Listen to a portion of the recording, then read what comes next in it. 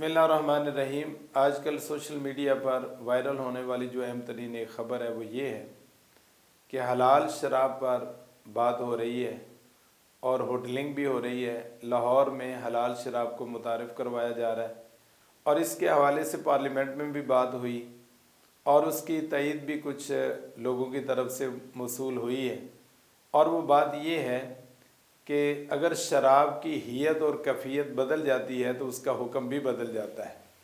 آئیے ہم دیکھتے ہیں کہ اسلام میں اس کے بارے میں کیا کہا گیا ہے۔ سب سے پہلے جہاں تک شراب کا تعلق ہے، اس کے بارے میں قرآن مجید میں 3 حکم ہیں۔ سب سے پہلا حکم یہ تھا جب آپ سے سوال کیا گیا یسألونک عن الخمر والمیسر، شراب اور جوے کے بارے میں آپ سے سوال کرتے ہیں، تو اللہ تعالیٰ نے کہا کہ اس میں لوگوں کے لیے کچھ فائدہ بھی ہے اور گناہ بھی ہے۔ وَإِسْمُهُمَا أَكْبَرُ مِن نَفْعِهِمَا، اس کا گناہ اس کے نفع اور فائدے سے زیادہ ہے۔ نفع یہ ہے کہ انسان کو اعصابی مضبوطی آ جاتی ہے اور اعصابی کمزوری ختم ہو جاتی ہے اور اس کے اندر جوش اور ہمت بڑھ جاتی ہے۔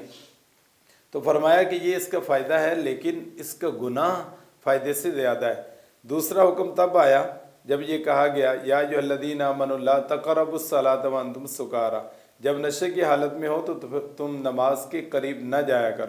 اور آخری حکم یہ تھا یا ایھا الذین آمنوا انما الخمر والمیسر والانصاب والازلام رجس من عمل الشیطان فاجتنبوہ لعلکم تفلحون، کہ یہ شیطانی عمل ہے، یہ ناپاک ہے، اس سے بچ جاؤ اور تمہاری فلاح بھی اس کے ساتھ مشروط ہے تاکہ تم فلاح پا جاؤ۔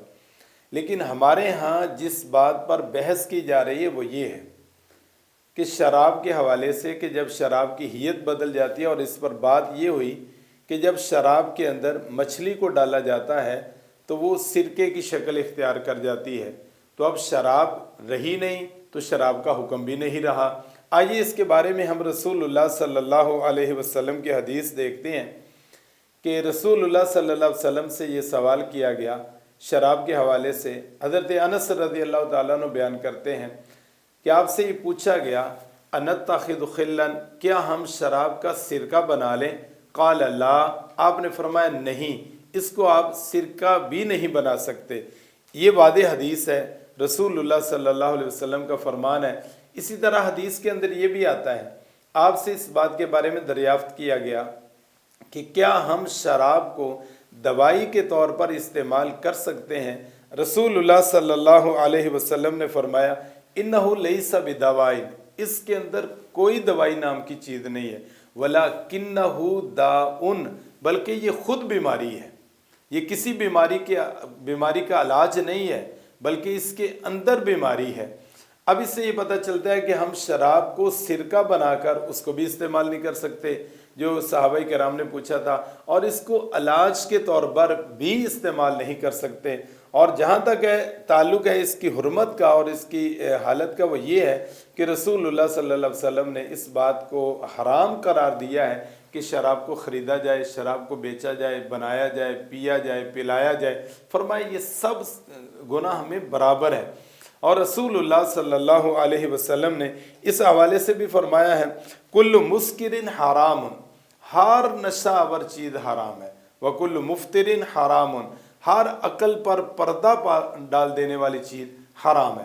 اور یہ بھی رسول اللہ صلی اللہ علیہ وسلم نے فرمایا کہ جس کی کثیر تعداد حرام ہے اس کی قلیل تعداد بھی حرام ہے۔ اگر بعض اوقات کہتے ہیں جی ایک گھونٹ سے کیا ہوتا ہے، یا تھوڑی سی شراب ڈالی، اور جو ہوٹلنگ میں متعارف کروایا گیا وہ یہ ہے کہ دیکھیں ہم صرف تھوڑی سی شراب ڈالتے ہیں اور باقی چیزیں کچھ اور اجزاء ڈالتے ہیں۔ اب وہ شراب کی حیت اور کیفیت بدل جاتی ہے تو اس کا حکم بھی بدل جاتا ہے، لہذا یہ حلال شراب ہے اور اس کے اوپر لکھا بھی ہوا ہے حلال شراب دستیاب ہے۔ اور ہمارے جو ملک پاکستان میں بالخصوص اس پر کچھ علماء کی طرف سے بھی بات آئی کہ واقعی جب حیت بدل جاتی ہے تو اس کا حکم بھی بدل جاتا ہے، جبکہ ایسی بات نہیں ہے۔ شراب کسی صورت میں بھی حلال جائز نہیں ہے، نہ دوائی کے طور پر، نہ سرکہ بنا کر، نہ کسی اور صورت میں۔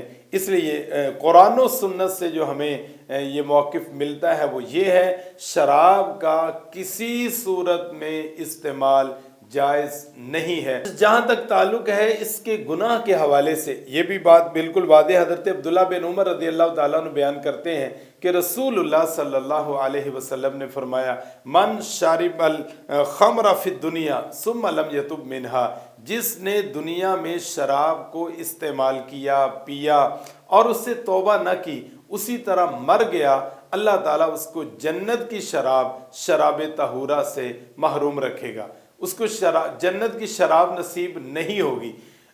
और दूसरा, रसूलुल्लाह सल्लल्लाहु अलैहि वसल्लम के पास लाया गया एक आदमी कि इसने शराब पी है, तो हदीस में आता है कि उसको जो है वो मारा गया और मुक्कों से मारा गया और डंडों से मारा गया। और हज़रत अबू बकर सिद्दीक रज़ी अल्लाह ताला अन्हु के बारे में आता है कि उन्होंने 40 कोड़े लगाए और हज़रत उमर फ़ारूक रज़ी अल्लाह ताला उन्होंने 80 कोड़े उनके लिए मुकर्रर किए। जब शराब का इस्तेमाल बढ़ गया तो उन्होंने इसकी सदा को भी बढ़ा दिया।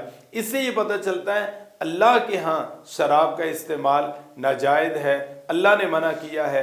रसूलुल्लाह सल्लल्लाहु अलैहि वसल्लम ने उसकी हुर्मत का हुक्म दिया है कि वो किसी सूरत में इस्तेमाल नहीं की जा सकती, और उल्टा शराब इस्तेमाल करने वाले को सज़ा भी दी है। और ये भी वईद सुनाई है, जो दुनिया में शराब इस्तेमाल करेगा अल्लाह ताला उसको जन्नत की शराब तहूरा से महरूम रखेगा, वो उसको नसीब नहीं हो। ये थी आज की वीडियो। आप खुद भी इसको जिस तरह आपने सुना इस तरह अपने दोस्तों अहबाब दूसरों तक भी पहुँचाएँ। इंशाल्लाह अगली वीडियो तक आप इजाज़त दें। अस्सलामु अलैकुम वरहमतुल्लाहि वबरकातुहू।